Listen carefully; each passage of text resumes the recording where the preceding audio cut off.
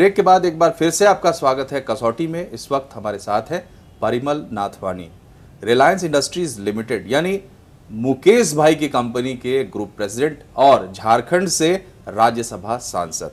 नाथवानी जी, आप एक बहुत बड़े औद्योगिक घराने के प्रतिनिधि हैं जी, जिसका इतिहास है देश में। अब तकरीबन 30-40 सालों का, 30 साल का कह सकते हैं आप, 30 साल से ज़्यादा हो गए।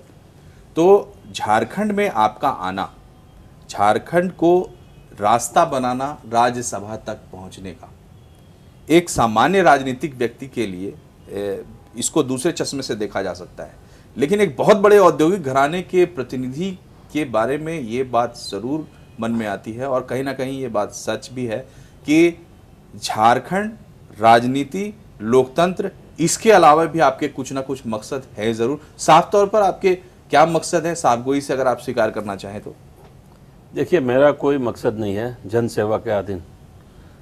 आप जानते हैं, जैसे आपने हमारे चेयरमैन का नाम लिया, मुकेश अंबानी जी का, हमारा यहाँ कोई इंडस्ट्री नहीं है, हमारा यहाँ कोई माइंस नहीं है, हमारा यहाँ कोई बिजनेस नहीं है। जब मैं यहाँ से चुना गया तो हमारा ध्येय यही था कि हमको इस राष्ट्र, ये प्रदेश की सेवा करनी है। और वही जो एक दिल में भाव था कि मुझे झारखंड ने जो दिया है वो मैं वापस कैसे लौटाऊं।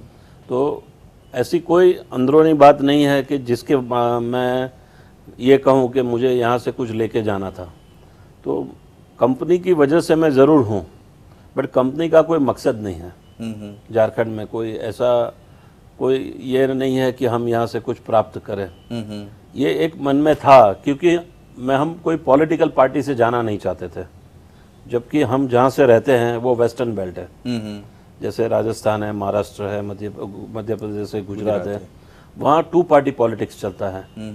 तो वहाँ पे कोई भी पार्टी का मुझे लेबल या सिंबल लेना पड़ता, जो मुझे नहीं करना था। उसलिए मैं इंडिपेंडेंट आना चाहता था, तो मैंने ये रास्ता चुना। तो ये जो आपने रास्ता चुना, इसकी शुरुआत झारखंड से होती है और ये रास्ता आपको पहुंचाता है दिल्ली तक। सभी जानते हैं कि कॉर्पोरेट के लोग दिल्ली में अपनी पॉलिटिकल लॉबिंग करने के लिए तमाम तरीके अपनाते हैं। आप जैसे, आप कह सकते हैं कि ब्रेव हार्ट लोग जो सीधे तौर पर पॉलिटिक्स में उतर कर आए हैं, अन्यथा भी जो लॉबिंग दिल्ली में होती है अपने पॉलिटिकल पर्पसेस के लिए, क्या आप उसके टूल नहीं है रिलायंस इंडस्ट्रीज़ की तरफ से? नहीं, मैं जरा भी टूल नहीं हूँ। मैं आपको दावे के साथ कहता हूँ और मैं आपको आपके माध्यम से अपने दर्शकों को भी बताता हूँ कि मैं एक चैलेंज के साथ कह सकता हूँ कि कोई भी सरकारी अफसर या कोई भी अधिकारी ऐसा बता दे कि मैं रिलायंस का कोई भी काम लेके गवर्नमेंट के कोई सचिवालय में मैं गया हूँ। मैं जब भी गया हूँ तो झारखंड के लिए गया हूँ, चाहे वो हज यात्री का मामला हो, चाहे झारखंड के खनिज का मामला हो, या झारखंड के रेल का मामला हो। मैंने आज तक कोई भी ऐसा काम नहीं किया है जो मुझे एक सांसद होने के नाते मैं गर्व से कह सकता हूँ कि मैंने आज तक, हाँ, मुझे कंपनी में मैं काम करने के नाते मुझे करना भी पड़ सकता था, मैं नहीं कहता हूँ कि नहीं करना पड़ सकता था, बट मैं वो टूल नहीं हूँ जो आप सोच रहे हैं, या तो वो मैं आपसे क्लैरिटी कर रहा हूँ। ये आप उसके टूल नहीं है, या आप उसके डायरेक्ट टूल नहीं है, विजिबल टूल नहीं है। कंपनी ने आपको इस प्रत्यक्ष तौर पर इससे बचा कर रखा है। नहीं, आप देखिए, कंपनी के अंदर मैं तो राज्यसभा में अभी आया, 3 साल हुए। कंपनी का 30 साल का इतिहास है। कंपनी के लोग दिल्ली के अंदर मौजूद ही है जो ये काम करते हैं, जो कंपनी के लिए करना होता है। मैं तो गुजरात बेस हूँ और मैं पार्लियामेंट सेशन में ही आता हूँ, या कभी कुछ काम होता है तो आता हूँ, क्योंकि रिलायंस के लिए एक परिमल नाथवानी सांसद में जाने से उनका मार्केटिंग करेगा या उनका टूल बनेगा, वो कोई महत्व नहीं रखता है। उनके पास बहुत रिसोर्सेज है जी, कंपनी के पास। जी। उसके लिए मुझे दाव पे लगाने की उनको आवश्यकता नहीं थी। मैं एक सच्चे भाव से आया हूं और मैं चाहता हूं कि मैं झारखंड के लिए कुछ करूं। दूसरी बात आपने कही कि आपकी कंपनी के झारखंड में कोई इंटरेस्ट नहीं है जी। अब आपकी कंपनी झारखंड में भी काम कर रही है और रिलायंस ऐसी कंपनी है जो शायद देश का कोई कोना छूटा नहीं है रिलायंस से। नहीं, हमारी कोई कंपनी यहाँ काम नहीं कर रही है। जो भी है वो हमारे जो रिलायंस से अलग हुए, जो एडीएजी ग्रुप जिसको कहते हैं, उनका यहाँ काम है, हमारा कोई काम नहीं है। तो ये भी एक सवाल बनता है कि आप चूँकि अब झारखंड से जुड़ चुके हैं और बहुत और कहें तो और गहरे अपने संबंध बनाना चाहते हैं, तो आप अपनी कंपनी या आपकी कंपनी झारखंड में इंटरेस्ट क्यों नहीं दिख पा रही है, या आप अपनी कंपनी को झारखंड में इंटरेस्ट क्यों नहीं दिखा पा रहे हैं? नहीं, देखिए, यहाँ पे इंटरेस्ट लेना नहीं लेना वो प्रोजेक्ट के बेसिस पे होता है। कोई कंपनी या कोई मुख्यमंत्री या कोई गवर्नमेंट के बेसिस पे कोई हमारी इतनी बड़ी कंपनी है वो डिसीजन नहीं करती है। उसका पोटेंशियल है, उसका मार्केटिंग फैक्टर क्या है, वो सारे फैक्टर, प्रोजेक्ट के कॉस्ट क्या है, उसके अधीन पे वो प्रोजेक्ट लगते हैं। सबसे बड़ी समस्या मैं जो यहाँ देखता हूँ कि क्यों हम लोग नहीं सोचते हैं, या ना आज के तारीख में झारखंड में कोई इंडस्ट्रियल पॉलिसी नहीं है।